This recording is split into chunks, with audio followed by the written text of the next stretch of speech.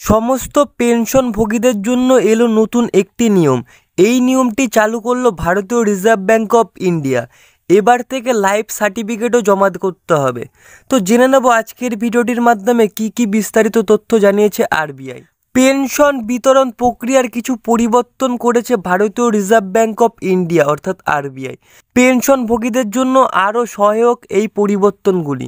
তো বোঝা গেল এখানে পেনশনভোগীদের জন্যই কিন্তু এটি সাহায্য করবে আরও। সম্প্রতি পেনশনের বিলম্বের কারণে অতিরিক্ত অর্থ প্রদান বা লাইফ সার্টিফিকেট জমা দেওয়ার মতন বিষয়গুলি নিয়ে এবার জারি করা হয়েছে নতুন নির্দেশিকা। তো এই নির্দেশিকা কিন্তু ভারতীয় রিজার্ভ ব্যাঙ্ক অফ ইন্ডিয়ায় জারি করেছে। তো জেনে নেব আমরা কী নির্দেশিকা জারি করেছে। যদি মহার্ঘ ভাতা বাড়ে তাহলে ব্যাংকে বলা হয়েছে যে যত তাড়াতাড়ি সম্ভব গণনা করে এই নতুন মহার্ঘ ভাতা গ্রাহকদের প্রদান করতে হবে। তো বোঝা গেল যদি মহার্ঘ ভাতা বেড়ে থাকে, মহার্ঘ ভাতা তো বেড়েছে, সেই ভাতার টাকাও কিন্তু পেনশনভোগীদেরকে দিতে বলেছে। এবার থেকে পেনশনভোগীরা জীবন প্রমাণ প্ল্যাটফর্মের মাধ্যমে তাদের লাইফ সার্টিফিকেট জমা দিতে পারবেন, যার ফলে ব্যাংকের শাখায় যাওয়ার প্রয়োজনই হবে না কোনো পেনশনভোগীদের। তো বোঝা গেল এইখানে ব্যাংকের শাখায়ও কোনো যাওয়ার প্রয়োজন নেই, আপনি কিন্তু সেইখান থেকেই করে নিতে পারবেন। এবার থেকে পেনশনভোগীর মৃত্যু হলে সেই টাকা পেতে পেনশনভোগীর স্বামী বা স্ত্রীর জন্য আলাদা করে অ্যাকাউন্টও খুলতে হবে না। নিজস্ব যে অ্যাকাউন্টে পেনশনভোগী পেনশন পেত সেখান থেকেই কিন্তু তারা টাকা বরাবর পেতে থাকবে।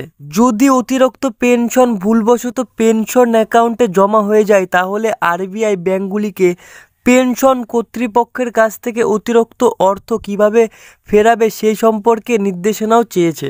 তো বোঝা গেল এইখানে কি বলতে চাইছে আরবিআই।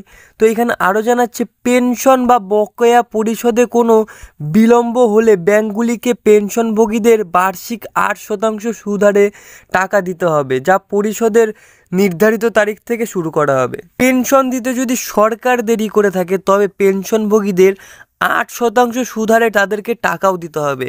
এই নিয়মটাই কিন্তু চালু করেছে ভারতীয় রিজার্ভ ব্যাঙ্ক অফ ইন্ডিয়া।